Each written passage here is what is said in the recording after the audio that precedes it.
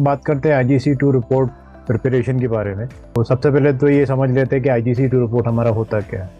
ये बेसिकली एक risk assessment report होता है। का होल आइडिया क्या है कि जो भी हम लोगों ने IGC1 में जो सीखा है उसको प्रैक्टिकली हम लोग किस तरीके से अप्लाई करें, तो उसी को चेक किया जाता है, उसी को एसेस किया जाता है IGC2 रिपोर्ट। ये रिपोर्ट जो है ये 4 हिस्सों में बटी हुई है, तो उसको एक एक करके हम लोग समझेंगे। इस वीडियो में पर्टिकुलरली हम लोग पार्ट 1 जो है रिपोर्ट का उसको थोड़ा सा डिटेल में समझेंगे। तो पार्ट 1 में आप देखोगे तो बड़े 2 टेबल्स है, तो पहला एक टेबल है और दूसरा एक टेबल है, तो पार्ट 1 में। तो अब पहले टेबल की बात करते हैं। तो जैसे कि आप अगर हम लोग एग्जांपल के तौर से अगर इसको समझ सकते हैं समझने के लिए, तो जो पहला वाला टेबल है उसको हम लोग पार्ट 1A ले लेते हैं, तो जो दूसरा वाला टेबल रहेगा उसको हम लोग पार्ट 1B बोलते हैं। अब पार्ट 1A, तो ये बेसिकली कंपनी का इंट्रोडक्शन है, यानी कि जो ऑर्गेनाइजेशन, जो कंपनी जहाँ पे आप रिस्क असेसमेंट करने वाले हो, तो ये बेसिकली उस कंपनी का इंट्रोडक्शन है। अब इसमें काफ़ी सारी चीज़ें लिखनी है हम लोगों को, तो अगर मोटा मोटा अगर देखा जाए तो सबसे पहला जो है, अगर इस टेबल में देखोगे तो पहले रो में हमको जो है लिखना होता है कंपनी का नाम। चाहिए कंपनी का नाम कोई भी नाम हो सकता है, चाहिए कंपनी कहीं भी हो सकती है, दुनिया के किसी भी कोने में हो सकती है। ओके, तो चाहे हो सकता है कि आपने इस कंपनी में पहले कभी काम किया हो या पहले कभी काम नहीं भी किया है आपने, तो भी आप कंपनी का नाम इस्तेमाल कर सकते हो। बट अगर आपको ऐसा लगता है कि कंपनी को कोई ऑब्जेक्शन रहेगा अगर आप उसका नाम लिखोगे, तो आप कुछ नाम चेंज करके भी लिखो। शर्त ये है कि आप जो नाम लिख रहे हो वो नाम जो है वो एक कंपनी के नाम के जैसा लिखना होगा। ऐसा ना हो कि वो ऐसा लगे कि किसी इंसान का नाम कंपनी का नाम हो। फॉर एग्जांपल, आप ये कंपनी है सऊदी अरेबिया में, सऊदी अरब को, ये हो सकता है। या एक इंडिया में कंपनी ले लो आप, फिर रिलायंस इंफ्रास्ट्रक्चर फॉर एग्जांपल, वो लिख सकते हो आप। दूसरे रो में हम लोगों को लिखना है कंपनी किस लोकेशन पे है। अब जैसे कि ये कंपनी हो सकती है इंडिया में, या कंपनी हो सकती है UAE में, या कंपनी हो सकती है सऊदी अरेबिया में, कहीं भी हो सकती है, या दुनिया के किसी और कोने भी हो सकती है। तो अब दूसरे रो में हमको क्या करना है कि इसमें हमको लिखना है कंपनी का लोकेशन। अब जैसे कि अब इंडिया की एक कंपनी हो गई, तो उसका हम लोग ये हो सकता है कि एक कंपनी मुंबई इंडिया में, मुंबई इंडिया, या तो फिर ये कंपनी हो सकती है UAE, तो UAE का नाम ऐसा हो जाएगा कि फॉर एग्जांपल दुबई एक अमीरात हो गया, या अबू धाबी एक अमीरात हो गया, तो दुबई UAE, यानी कि शहर का नाम या स्टेट का नाम ले लो, शहर का नाम और कंट्री का नाम, ये दोनों होगा तो ज़्यादा बेहतर। तो हम लोग यहाँ करना ही चाह रहे हैं कि हमारी जो रिपोर्ट है वो एक प्रैक्टिकल एक रिपोर्ट लगे कि वाकई हम लोगों ने इस रिपोर्ट को, जैसे कि अगर फर्ज कर लो कि हम लोग काम कर रहे हैं कहीं पे किसी कंपनी के साथ में, तो वहाँ पे हम लोग काम करते समय ये इस रिपोर्ट को हम लोगों ने बनाया, उसी तरीके से लगना चाहिए। तो जितना ज़्यादा प्रैक्टिकल रहेगा उतनी अच्छी आपकी रिपोर्ट। तो अब सेकेंड रो की बात हो गई कि वहाँ पे हम लोगों को कंपनी का लोकेशन लिखना है। अब जब तीसरी रो आती है, तो तीसरी रो में हमको लिखना होता है कि कंपनी के अंदर कितने वर्कर काम कर रहे हैं। तो यहाँ पे ये चाहिए कि हम लोग जो प्रोजेक्ट के बारे में लिखने वाले हैं वहाँ पे कितने वर्कर हो सकते हैं, वहाँ पे कितने, जैसे कि एक कंपनी है उसके अंदर 1000 एम्प्लॉइज हो, बट उस कंपनी का एक प्रोजेक्ट चल रहा है किसी लोकेशन पे, उस लोकेशन पे तो कंपनी के सिर्फ जो है लेट्स से कि 100 वर्कर काम कर रहे हैं, या 50 वर्कर काम कर रहे हैं, या 200 वर्कर काम कर रहे हैं, या 300 वर्कर काम। मेरा रिकमेंडेशन ये रहता है कि थोड़ा सा ज़्यादा ही, अगर आप कंस्ट्रक्शन कंपनी के बारे में लिख रहे हो तो करीब 300 के करीब या वर्कर के बारे में लिख। तो जब आप ज़्यादा वर्कर के बारे में लिखोगे तो फिर आपको जब रिपोर्ट जब आगे आप पार्ट 2 या 3 लिखोगे तो आसानी हो जाएगी चीज़ों के बारे में और एक्सप्लेनेशन देने की। अदरवाइज़ क्या हो सकता है कि अगर आपने लिख दिया कि 20 वर्कर है या 30 वर्कर है, तो फिर आगे जाके लिखने में कुछ चीज़ें लिख सकते हो बट वो प्रैक्टिकली फिट नहीं बैठेगा। यानी कि ऐसा लगेगा कि यार आपने कुछ लिखा है वो प्रैक्टिकल नहीं है, बस ऐसे ही आपने कहीं से उठा के लिखा। यूजुअली कंसिडर एक एवरेज पकड़ के अगर हम लोग चलते हैं तो करीब 300 वर्कर हो सकते हैं कंस्ट्रक्शन साइट। अब वो हो गया। अब तीसरे रो में हो गया हमारा नंबर ऑफ।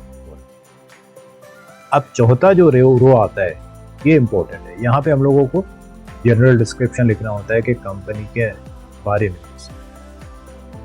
इसमें फोकस क्या रहना चाहिए, हम लोग किस लिए लिख रहे हैं, इसका पूरा जो फोकस है वो क्यों लिख रहे हैं हम लोग, मतलब वो ये बताने के लिए जब वो एग्जामिनर पढ़ेगा, या समझ लो कि अगर आप कंपनी में लिख रहे हो तो जब कंपनी वाला जब पढ़ेगा, खास करके यहाँ पे एग्जामिनर की बात आती है, तो एग्जामिनर जब पढ़ेगा तो उसको पता चले कि भाई ये कंपनी किस तरीके का काम करती है।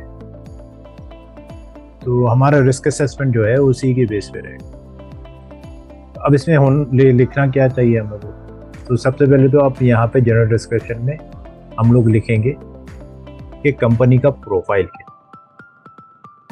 अब तो प्रोफाइल का मतलब क्या हो गया, कंपनी का क्या काम है। अलग अलग कंपनी हो सकती है, एक कंस्ट्रक्शन कंपनी होती है, या एक मेंटेनेंस वाली कंपनी हो सकती है, या तो कोई डिमोलिशन वर्क करने वाली कंपनी हो सकती है वगैरह।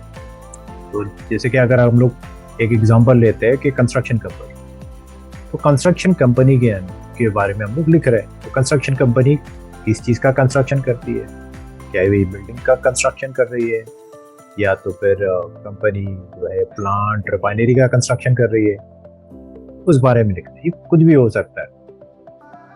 ओके, तो एक अगर कंस्ट्रक्शन लिख रहे हो, अगर आप नए हो फील्ड में, एक्सपीरियंस नहीं है ज़्यादा, तो रिसर्च के हिसाब से आगे जाके आपको रिसर्च भी करना पड़ेगा। तो उसके हिसाब से मेरा रिकमेंडेशन ये रहता है कि आप जो है एक जो नॉर्मल बिल्डिंग कंस्ट्रक्शन कंपनी का प्रोफाइल हो गया।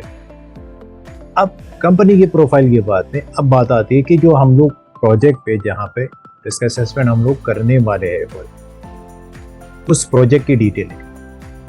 अब जैसे कि बिल्डिंग का कंस्ट्रक्शन करती है कंपनी, टावर्स वगैरह, स्काई स्क्रेपर्स बनाती है।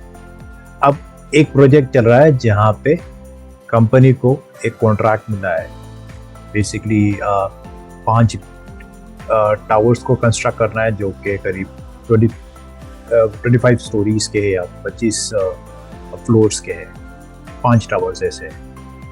तो वो थोड़ा सा प्रोजेक्ट के बारे में बता देंगे कि ये प्रोजेक्ट है, यहाँ पे कंपनी ये कॉम्प्लेक्स बना रहा है, रेजिडेंशियल कॉम्प्लेक्स, इसमें 5 बिल्डिंग बनानी है कंपनी को, और 25 फ्लोर्स के हो गए वगैरह। तो वो हो गया आप प्रोजेक्ट का एक डिस्क्रिप्शन। आप प्रोजेक्ट में आगे जो है सारा प्रोजेक्ट के बारे में, ज़्यादा आप कंपनी को फोकस नहीं करेंगे आप, कि हमारा रिस्क असेसमेंट जो रिलेटेड होता है प्रोजेक्ट पे, तो प्रोजेक्ट पे कर रहे हैं हम लोग रिस्क असेसमेंट, तो प्रोजेक्ट के बारे में।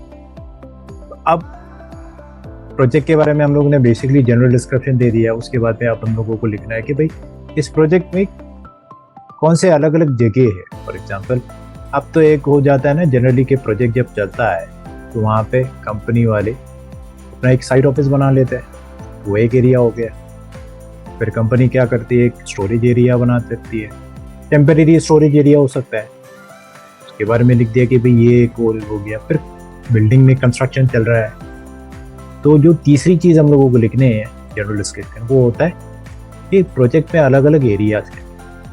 तो इसके बारे में थोड़ा रिसर्च भी कर सकते हैं, ये ज़रूरी है लिखना क्योंकि इसका आगे इस्तेमाल हो। और आप कोशिश करना कि कम से कम 5 से 6 एरिया को लिखो। साइट ऑफिस हो गया या कैंटीन हो गया, उसके साथ में कंस्ट्रक्शन का साइट हो गया, स्टोरेज एरिया हो गया, वर्कशॉप हो गया वगैरह। थोड़ा आप रिसर्च करो इसके। अब तीसरी चीज़ ये हो गई एरियाज के बारे में। उसके बाद में अब आप लोगों को लिखना है कि साइट पे क्या क्या काम चल रहा है। हाइट का काम चल रहा है, जहाँ पे पेंटिंग हो रही है, उसके बाद में जो है प्लम्बिंग का काम चल रहा है, वेल्डिंग का काम चल रहा है।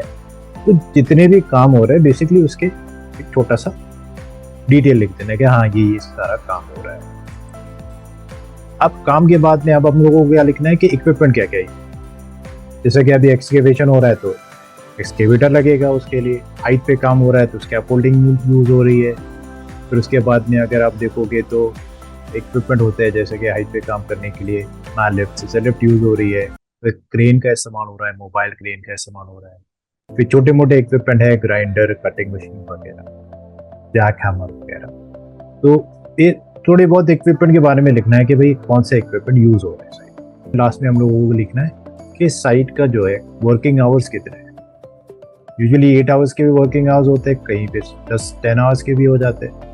तो जो भी है, तो अब जैसे कि अगर आप इस बात करते हो तो मॉर्निंग में स्टार्ट होता है 6 बजे और फिर 5 बजे 4 बजे जो है ख़त्म होता है। फिर ब्रेक आवर्स कब होते हैं, लंच ब्रेक 1 घंटे का है, कितने बजे से कितने बजे तक है। शॉर्ट ब्रेक्स है तो शॉर्ट ब्रेक्स कब होते हैं, कितने मिनट के हैं। और साथ ही साथ में अगर जैसे कि अगर आप कंस्ट्रक्शन साइट के बारे में नहीं लिख रहे हो, कोई ऐसी जगह पे लिख रहे हो जहाँ पे शिफ्ट सिस्टम, तो शिफ्ट सिस्टम का लिखना ज़रूरी है। चाहे वो कंस्ट्रक्शन साइट भी हो तो भी शिफ्ट सिस्टम के यूजुअली होता क्या है कि कंस्ट्रक्शन साइट पे एक ही शिफ्ट में काम होता है, तो सिंगल शिफ्ट में काम होता है, इस टाइम से इस टाइम तक काम होता है। और फिर उसके अलावा अगर 2 शिफ्ट है तो कोई फैक्ट्री के बारे में लिख रहे हो तो इस फैक्ट्री में 2 शिफ्ट में काम होता है, इतने बजे से इतने बजे तक काम होता है। के बाद में फिर रोटेशन होता है।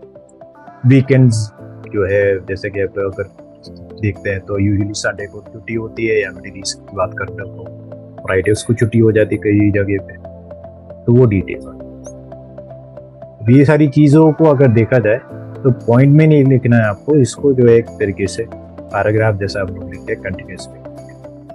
अब ये हो गया। अब इसके बाद में क्या है कि अब नेक्स्ट एक और रो आती है, उसमें हम लोगों को लिखना है कि कौन सा एरिया हमारा रिस्क असेसमेंट में हम लोग कवर अप करें। तो अगर आपको याद होगा तो जो हम लोगों ने जनरल डिस्क्रिप्शन में देखा था कि ये पार्किंग एरिया है, यहाँ पे साइट ऑफिस है, यहाँ पे कंस्ट्रक्शन साइट पे काम हो रहा है, तो जितने एरिया डिस्क्राइब किए थे 5 या 6 एरिया, उसमें से हम लोगों को यूजुअली 3 एरियाज या 4 एरियाज को सेलेक्ट करना है कि कंस्ट्रक्शन साइट, और मेरे रिस्क असेसमेंट में कंस्ट्रक्शन साइट कवर अप होगा, साइट ऑफिस कवर अप होगा और वर्कशॉप का होगा। तो जितने भी एरिया लिखे जनरल डिस्क्रिप्शन में से, उसे 3 एरिया उठाए और हम लोगों ने यहाँ पे इस रो में लिखा। फिर उसके बाद में एक और रो होती है, तो उसमें लिखना होता है कि एनी अदर रेलेवेंट इन्फॉर्मेशन, या और क्या कुछ इन्फॉर्मेशन हो सकती है क्या। तो वहाँ पे हम लोगों को क्या करना है बेसिकली, टिपिकल ये होता है कि हेल्थ एंड सेफ्टी के लिए कौन रिस्पॉन्सिबल। वहाँ पे आप ये लिख सकते हो कि कंस्ट्रक्शन साइट पे एक हेल्थ एंड सेफ्टी का डिपार्टमेंट है, जहाँ पे सेफ्टी मैनेजर्स है, सेफ्टी ऑफिसर्स है, वो सेफ्टी को संभालते हैं। या तो फिर ऐसा भी बोल सकते हो कि प्रोजेक्ट मैनेजर की जिम्मेदारी है हेल्थ एंड सेफ्टी को देखने, एचआर मैनेजर की जिम्मेदारी है हेल्थ एंड सेफ्टी को देखने। तो ये सारा जो है पार्ट 1A के बारे में हो गया।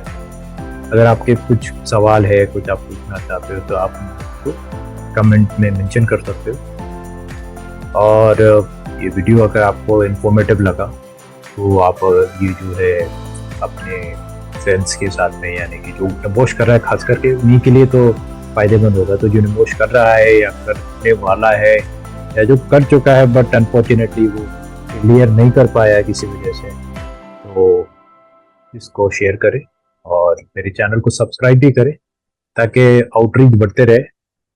और इसके बाद में जो पार्ट 1B है तो उसके लिए थोड़ा सा अलग वीडियो।